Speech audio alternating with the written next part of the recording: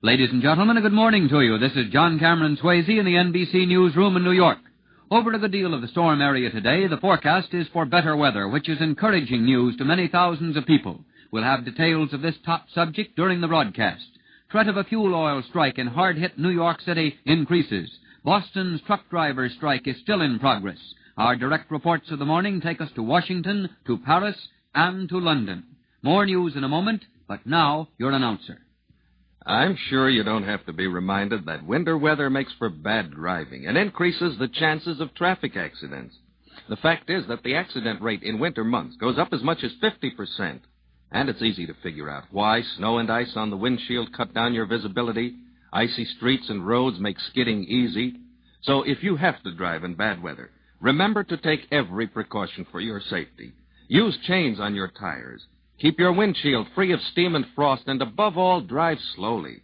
It's easy to take chances, but it's just as easy to be careful, and every chance you take may mean the one accident that will lead to death or injury. The odds are against you if you drive carelessly in bad weather, and caution pays off in safety. Now back to the newsroom. The Weather Bureau says that generally over the storm area stretching from the Texas Panhandle to the East Coast, the worst is past. While that is encouraging, it definitely does not solve the problems of thousands and thousands of people in hard-hit areas. The death toll attributed to the storm is high, and the damage will run well into the millions of dollars. Hundreds of communities, particularly here in the east and the northeast, are without electric or telephone service. The estimate is that 16,000 homes in and around New York City are without electricity. What happens in that case? Well, here's exactly what happened in one of them. It's a first-hand report because this is what happened to the suburban Swayzes who are now living in a New York hotel. My son met me in the drive when I arrived home yesterday morning. We'll have to clean up this drive a little more, I told him, so that fuel oil truck can get in easily. Okay, he replied, but there's not too much of a hurry for the truck now. You see, the electricity is off. Well, here is what that rather bland statement meant. When the electricity goes off, we are without lights, refrigeration, heat, for the furnace ceases to function. The hot water heater also stops functioning, and we have no cooking facilities. So I drained the pipes, the furnace boiler, the hot water heater, put the dog in a boarding kennel, the car in a garage, and we moved to New York overnight, or maybe longer. Like thousands of other families, we'll get back maybe today, tomorrow, or next week. No one knows, not even the electric company spokesman. In the state of New Jersey, which is possibly the hardest-hit area of all in the Northeast, the governor has proclaimed a state of emergency, and in the northern part, armories have been opened with cots available in order that families may find shelter. In New York City, the stock, curb, and cotton exchanges called off today's business, and the Boston and Chicago stock exchanges are also closed. The threat of another snowstorm in New York, it actually started late yesterday, seems past this morning, the storm having blown out to sea. Over the nation, the New Year's snowfall varied from 11 inches in some parts of the Midwest to 26 inches in the eastern Adirondacks. Widespread damage is reported from Pennsylvania, where highways are glazed. This is also true pretty generally in the east and in some other parts of the country. Travel of all types has been disrupted, but rail travel is returning to near normal. In Illinois, damage to telephone equipment alone is being estimated at nearly $1.25 million. However, no matter how badly off any of the recently hit communities may be, Burlington, Iowa, still is entitled to the unwanted first place in this regard. Burlington is isolated from the world except by shortwave radio, and the city of some 30,000 has been without light and power since New Year's Eve, when the storm first struck. The threat of a fuel oil shortage because of the threatened strike of tugboat workers in New York City's harbor is a very real one this morning. Agreement satisfactory to the union members has not been reached between negotiators, and the strike deadline is midnight tonight. Continuous sessions will be held today with the city labor representative in an effort to avoid the walkout.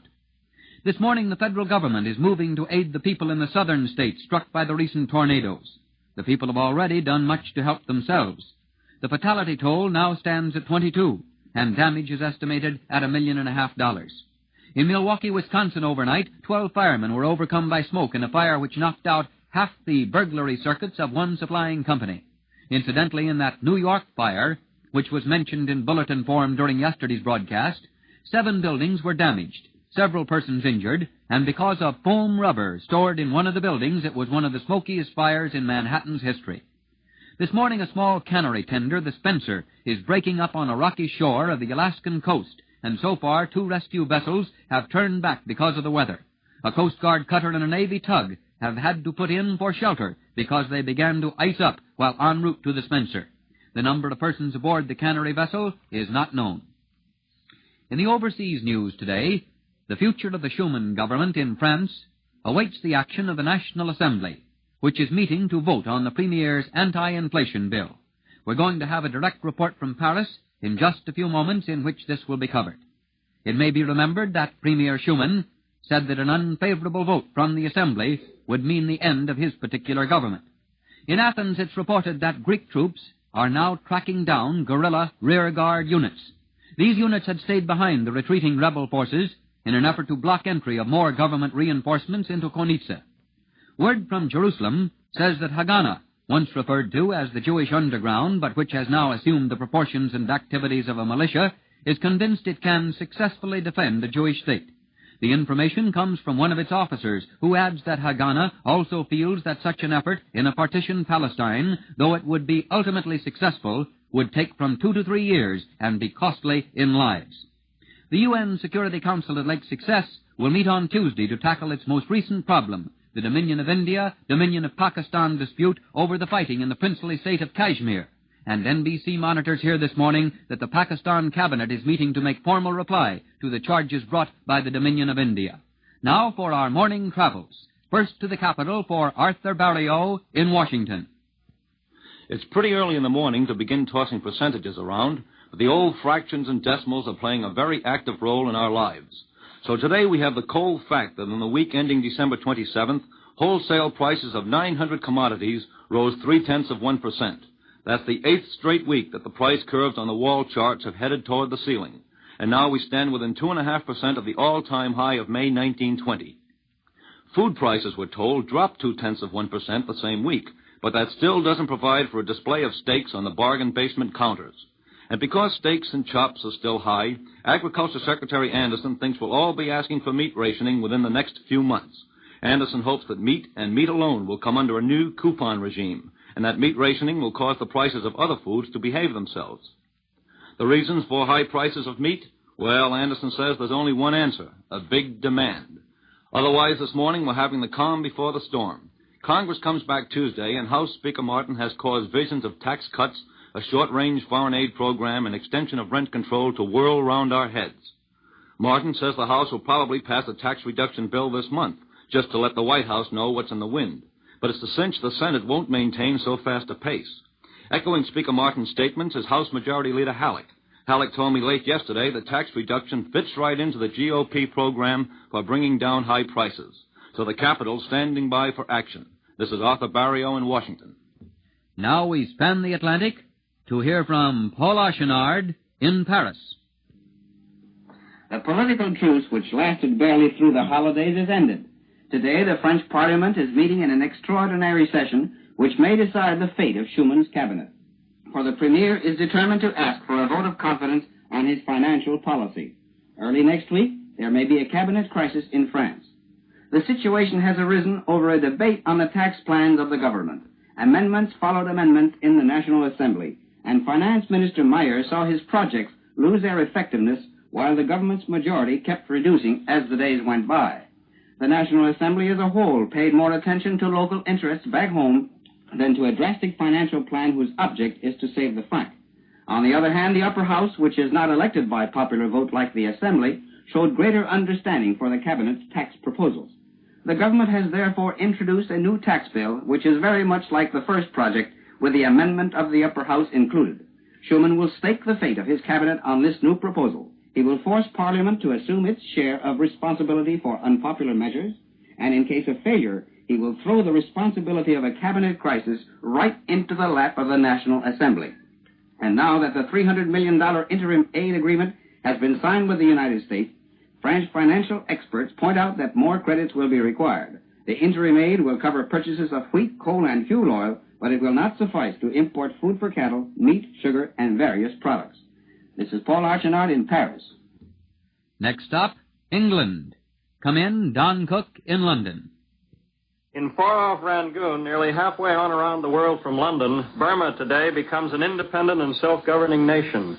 Meanwhile, here in London, another change of great significance is taking place in the organization of the Labour government's colonial office. The cabinet post of Secretary of State for Burma ceases to exist, and the holder of the office, Lord Listowel, becomes Minister of State for the colonies.